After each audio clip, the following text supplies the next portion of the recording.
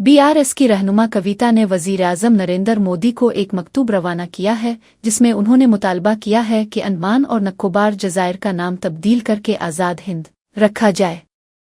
उन्होंने अपने ख़त में वाज़े किया कि यह कदम नेताजी सुभाष चंद्र बोस की अजीम विरासत को ख़राजन अक़ीदत पेश करने के लिए ज़रूरी है और वो ऑल इंडिया फॉरवर्ड ब्लॉक के इस देरीना मुतालबे की मुकम्मल हिमायत करती है। कविता ने बीजेपी पर तनकीद करते हुए कहा कि गुज़िश्ता बल्दियाती इंतख़ाबात के दौरान हैदराबाद का नाम बदलकर भगियनगर रखने का वदा महज सियासी फ़ायदे के लिए किया गया था, जिसकी किसी को ज़रूरत नहीं थी।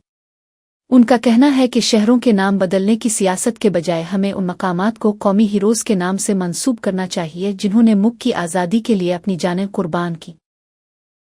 उन्होंने मज़ीद कहा कि जज़ायर का नाम आज़ाद हिंद रखना न सिर्फ तारीख़ी तौर पर दुरुस्त होगा बल्कि ये आने वाली नस्लों के लिए हुब्बुल वतनी का एक अजीम पैगाम भी साबित होगा। कविता ने उम्मीद जाहिर की है कि मरकज़ी हुकूमत इस मामले पर संजीदगी से गौर करेगी ताकि नेताजी की यादों को अबदी बनाया जा सके। इस मुतालबे के बाद सियासी हलकों में एक नई बहस छिड़ गई है और मुख्तलिफ जमातों की जानिब से रद्द-ए-अमल सामने आ रहा है। कलेक्टिव नेशनल मेमोरी మన జాతి బిడ్డలు చేసినటువంటి త్యాగం, ఆ త్యాగాన్ని అమరత్వాన్ని గుర్తుంచుకోవాలంటే అండమాన్ నికోబార్ పేరు ఆజాద్ హింద్గా మార్చాలని చెప్పి మేము డిమాండ్ చేస్తున్నాం. అంతకుముందు జిహెచ్ఎంసీ ఎన్నికలలో వచ్చి ఉత్తరప్రదేశ్ ముఖ్యమంత్రి గారు ఇక్కడ మాట్లాడారు, హైదరాబాద్ని భాగ్యనగరం చేయాలి. అది ఓన్లీ టెంపరీ వాళ్ళు ఎన్నికల కోసం, జిహెచ్ఎంసీ కోసం. ఎవరు కోరుకున్నది కాదు, ఎవరు అడిగింది కాదు. కానీ ఇది మాత్రం అనేక పర్యాయాలు ఆల్ ఇండియా ఫార్వర్డ్ బ్లాక్ నుంచి రిపీటెడ్గా రిప్రజెంటేషన్ ఇస్తూ వచ్చినారు. అయినా కేంద్ర ప్రభుత్వంలో కదలిక లేదు.